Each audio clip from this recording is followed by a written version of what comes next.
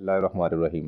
अस्सलाम वालेकुम वरहमतुल्लाहि वबरकातुहू। डियर स्टूडेंट्स, आज से हम इंशाअल्लाहुर रहमान नाइन्थ क्लास का मैथमेटिक्स शुरू कर रहे हैं।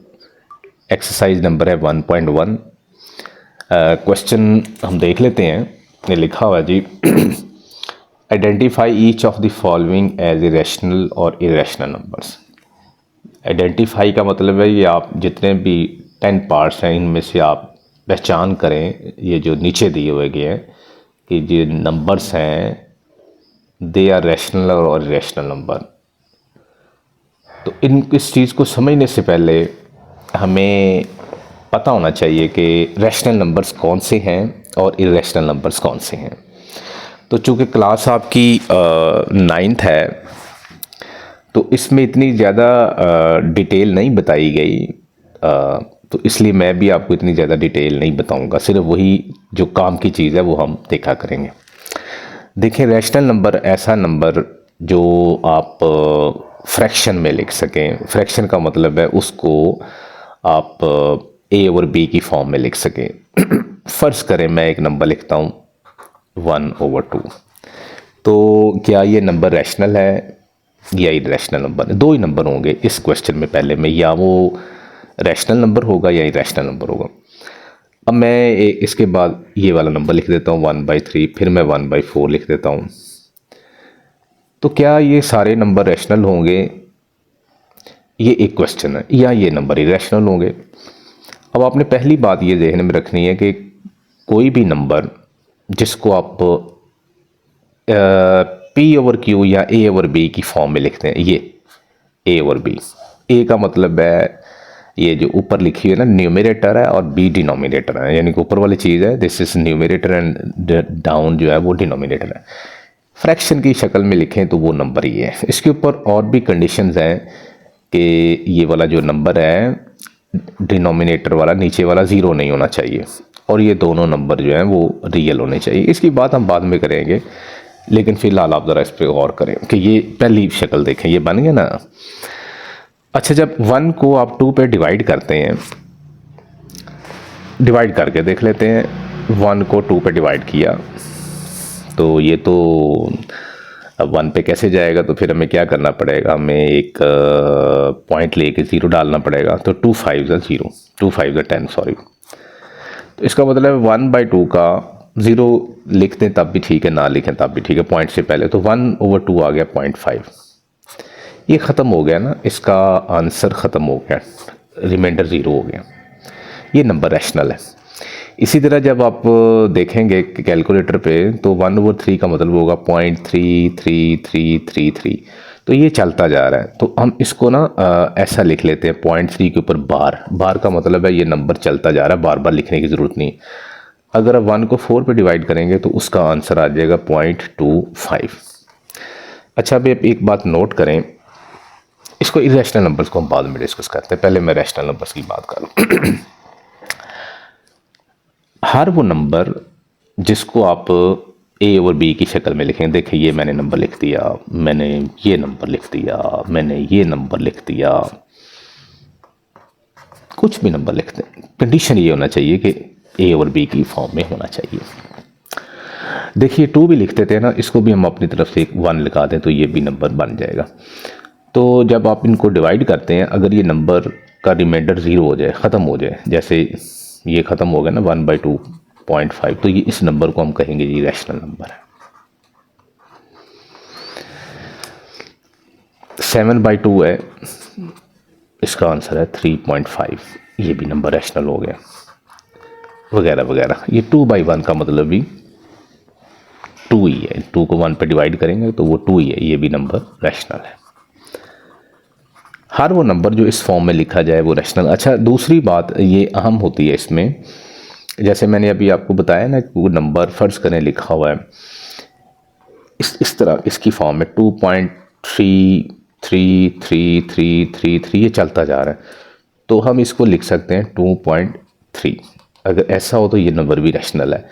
मैं मिसाल के तौर पे लिखता हूँ 2.35353535, तब तो ये चलता जा रहा है ना। तो ये देखें कितना रिपीट हो रहा है, 35353535।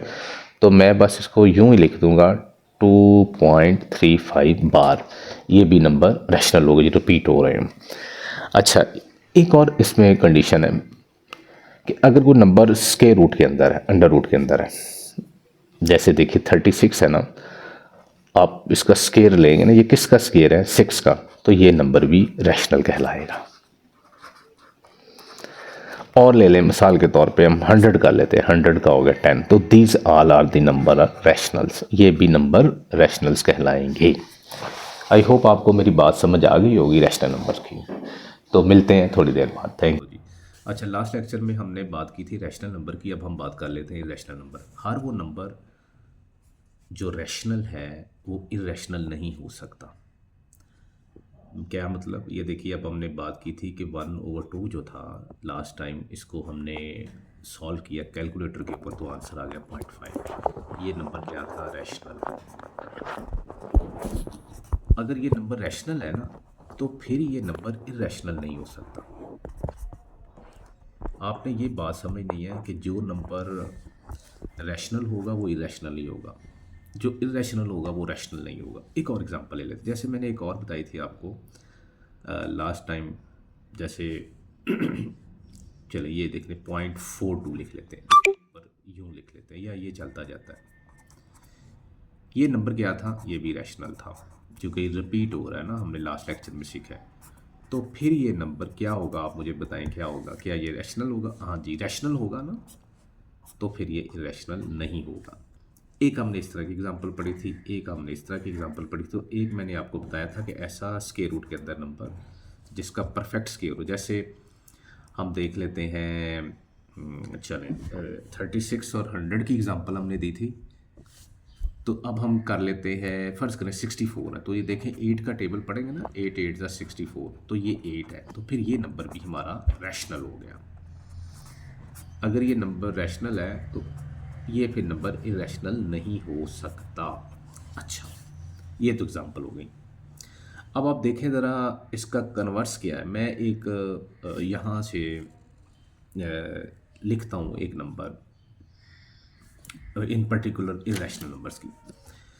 अब देखिए एक नंबर अब मैं लिख लेता हूँ, जैसे ये मैं लिखता हूँ जी 0.213215674 ये चलता जा रहा है।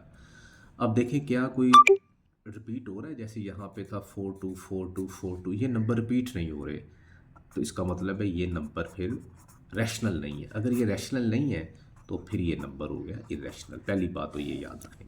अच्छा जी, अब इसका मैं 1 को ऊपर प्राइम कर लेता हूँ डिफरेंट करने के लिए। अच्छा, अब दूसरा देखें कि ऐसा भी होता है, जैसे मैं नंबर लिखता हूँ एक 37। आप देखें ये तो किसी का भी स्क्वायर रूट नहीं है ना। जैसे 36 होता तो वो 6 का हो जाता, 64 होता तो वो 8 का हो जाता, 100 होता तो 10 का हो जाता।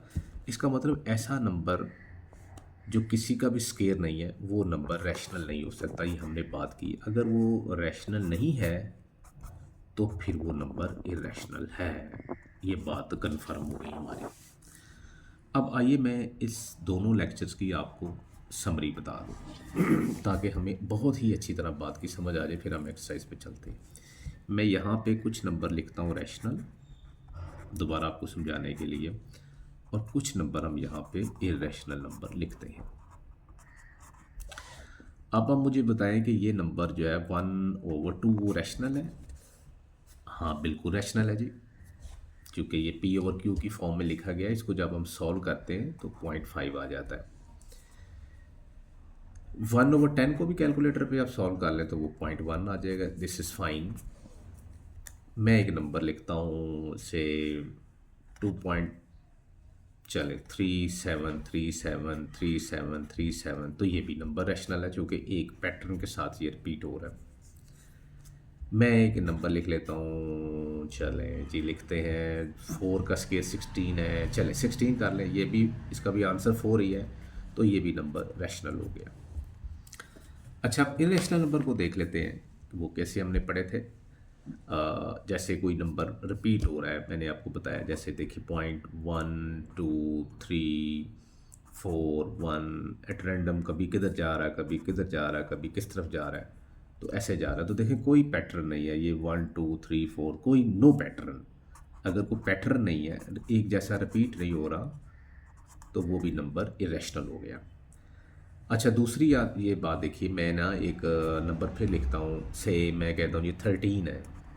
तो देखिए 13 तो किसी का भी टेबल पढ़ लें, देखिए 2 का स्केयर कितना होता है 4, ये भी नहीं है। 3 का स्केयर देखिए 9, 4 का स्केयर 16 है। तो ये तो किसी पे भी परफेक्ट नहीं है। 13 को कैलकुलेटर पे भी देखेंगे वो परफेक्ट नहीं, कोई आपको इंटीजर देगा, तो इसका मतलब है ये भी नंबर इरेशनल हो गया। अच्छा, इनके अलावा आपने और जो नोट करनी है ना 2 बातें, वो एक ये है कि एक नंबर होता है ई। जहाँ पे भी ई नंबर आए इसकी वैल्यू होती है तकरीबन 2.71 सो ऑन। इसको आपने याद रखना है, ये नंबर इरेशनल होता है। इसकी वजह भी आपको पता है, ये देखिए इसमें भी कोई ख़ास पैटर्न नहीं होता। एक नंबर होता है पाई, इसकी भी वैल्यू तकरीबन 3.14 होती है, ये भी चलता जाता है, ये भी किसी पैटर्न को फॉलो नहीं करता। पैटर्न से मेरे मुराद ये है कि जिस तरह ये जो चीज़ें रिपीट हो रही ना, सेम सेम नहीं होती, इसमें डिफरेंट वैल्यूज़ होती हैं, डिफरेंट इनके आंसर्स होते हैं। तो ये नंबर ई जो है और ये नंबर जो पाई है, ये भी इरेशनल नंबर हो। बस मैं समरी आपको बता दूं, ऐसा नंबर रैशनल होगा जो पूरा पूरा टर्मिनेट हो जाए, ख़त्म हो जाए, रिमाइंडर ज़ीरो हो जाए, जैसे इसका आंसर है, या रिपीट हो जाए, या ये दोनों बातें एक जैसी हैं। एक ये बात मैंने बताई है और एक आपको ये बात बताई है। 3 कैटेगरीज हो सकती हैं इसमें। देखें, एक कैटेगरी ये है कोई पैटर्न नहीं होगा, दूसरी कैटेगरी ये है कि कोई परफेक्ट स्केयर नहीं होगा, और तीसरी कैटेगरी ये आपने इनको मेमोराइज़ करना है। जब भी कभी ई और जब भी कभी पाई आएगा तो वो आपने इसको इरेशनल नंबर के ऊपर क्लिक कर देना है। तो ये आज का लेक्चर ख़त्म हुआ। उम्मीद है कि आपको रैशनल और इरेशनल नंबर की बड़ी अच्छी अल्हम्दुलिल्लाह समझ आई होगी।